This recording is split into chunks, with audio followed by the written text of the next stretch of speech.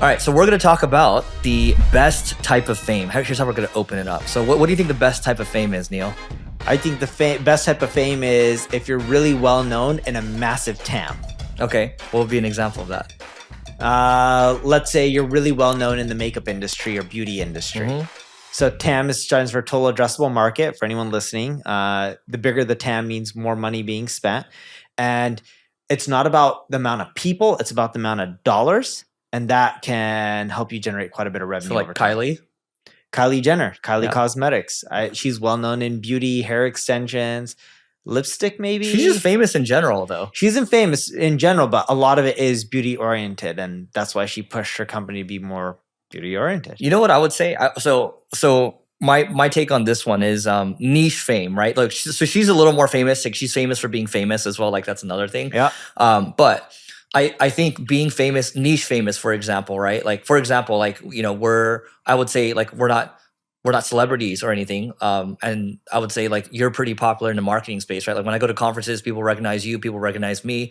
That's good because when you go outside into the real world, you don't get bothered by other people, right? Yes. But when it's kind of cool if you go to a conference and it's like, you get swarmed. I get it just enough where it's like, you know, it's like, you know, nice dopamine hits. You get swarmed, right? Like sometimes we did the HubSpot event together. We did a marketing school on stage and I did analysis on your line sizes versus mine, right? So mine's is always 25% the size of yours.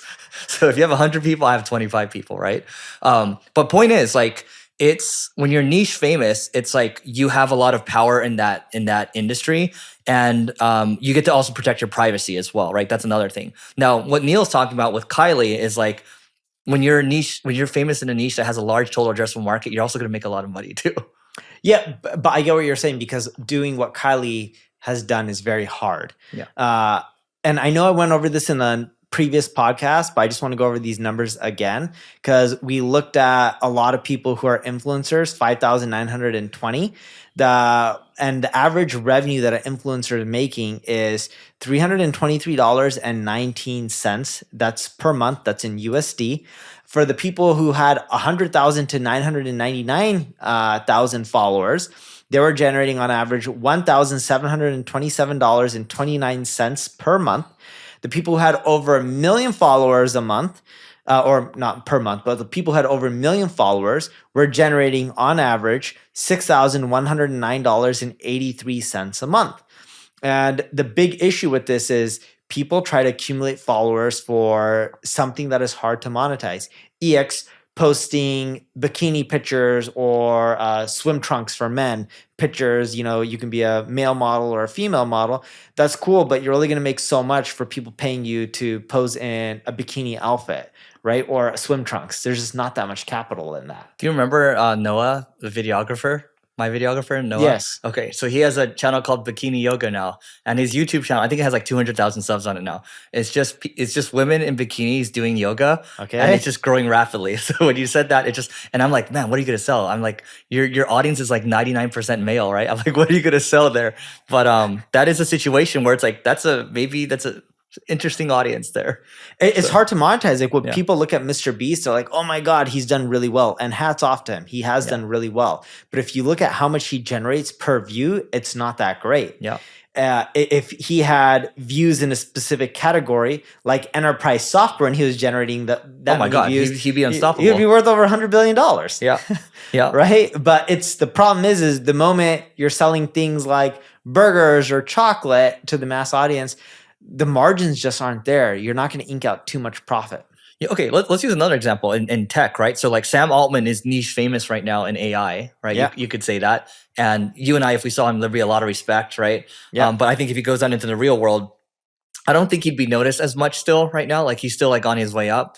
He wouldn't be noticed versus like a Bill Gates or something. Yeah, but yes, I think Sam Altman's on his way up, but Bill Gates was the richest person in the world for a very long time. Or Jeff Bezos, right? Yeah, or Elon Musk. Yeah. But Sam Altman could potentially get there. And Oh, for either sure. way, I think he's he'll get already there. very recognizable and people know him because everyone talks about ChatGPT. Yep. Yeah. So I think our point of this is like there's two ways of this, right? One is like you don't want to be too famous where like your privacy gets like your safety gets in jeopardy. That's one thing, right? The second piece is like you do want to be niche famous where like in a good niche where there's a lot of money in it. Because for Mr. Beast, for example, he has a lot of views, but the reason he has to sell chocolate is because like his audience is so wide that he has to just go for something that's wide. That's what happens when you create videos like, here's a real life Squid Games, or here's me walking 10 hours in really big shoes, or what's the difference from a $1 yacht to a $1 billion, $100 million yacht. It's not that monetizable. Yeah. Well, you know what? I mean, he's kind of like, maybe we'll talk about this in a future episode, but he's actually famous for being famous now. But anyway, yeah, that's it on the fame piece, I think. Question for you: if you had to start all over again, I saw a tweet today from Brian Dean from Backlinko, although he's no longer Backlinko, he's Exploding Topics. Yeah. And he created his first YouTube channel that wasn't about himself. Like it wasn't Brian Dean, it was Exploding Topics, so a corporate profile. Yeah. Have you checked it out? No. So go on. I'm okay, listening. So his first video, which I thought was really good. I left a comment on his tweet. It was the first video was 3 categories. Let me actually just search Twitter. Brian Dean. There you go. So the first video was let me go back to his tweet. I've had a personal YouTube channel for almost 10 years, but I've never launched a channel for any of my brands. Well, today that changes. We've just launched our first YouTube video for Exploding Topics. And then he links to the YouTube video. If you guys haven't seen it, it's really cool. And the topic of the video is 3 products generating $1 million per month right now. And he covers the topics. Like one of them was fitness gummies. The second one was pet air purifier. And the third one was electrolyte mix. He's going to do well. Yeah. And he ended up breaking down the video, the reviews that these sites had, the purchases they were getting, the star ratings, the revenue. And then he also broke down what they're doing on channels like TikTok and how many views they're getting. So I thought it was really interesting. And he even breaks down like who the products appeal to. Like electrolyte mix helps you recover faster when you're working out, but it also helps you if you're sick or you're just healing. But I thought it was really smart. And the reason I say this, Brian sold Backlinko to SEMrush. I thought it was a good move for him and a good move for SEMrush. So I think that was a win-win situation. But the real money is not made in personal branding. And I don't care what people say. They're like, look at Tony Robbins or LeBron James or the Kardashians.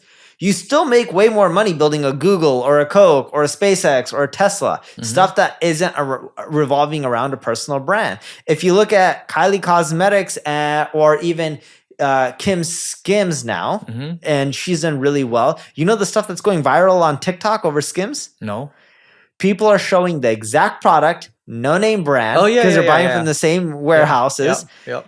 It's like 1/3, 1/4 the cost. It's way cheaper. There's no difference. When I mean there's no difference in product, people are saying there's not even 1% of a difference other than the label and stuff. And they're like, why would you pay? Here, let me give you one that's related to this. So Loro Piana. Okay. Go to Italy. If you go to the factory, you can get no logo on it, and you can get it for like 1/10 of the price. But is it a Loro Piana factory? It's a Loro Piana factory. Available to anyone? They send the stuff to Loro. They're the factory that makes it for Loro Piana. And anyone can do it? Not anyone can do it. So you have to like. But I'm just saying, it's like there's like levels to this, you know. Like my friend does it. He's also an Indian guy. He lives in the UK. I was like, I should go to this factory. It'd be cheaper to buy a plane ticket. You might have met him before. Yeah, I don't know. But anyway. But the moment you said anyone can't do it. No. But if we go with him, we can do it. That's so much work, though. But like the Skims example, anyone can go on Amazon and they're buying the copycats. It's worth it for you. Sure, but I could just buy less clothes and then I don't have to worry. Okay. All right. Anyway, so that's that. So I think, look, that's what we think about this. We're just going to wrap it, and you're going to have to listen to the next episode. So don't forget to rate, review, subscribe. It helps us grow.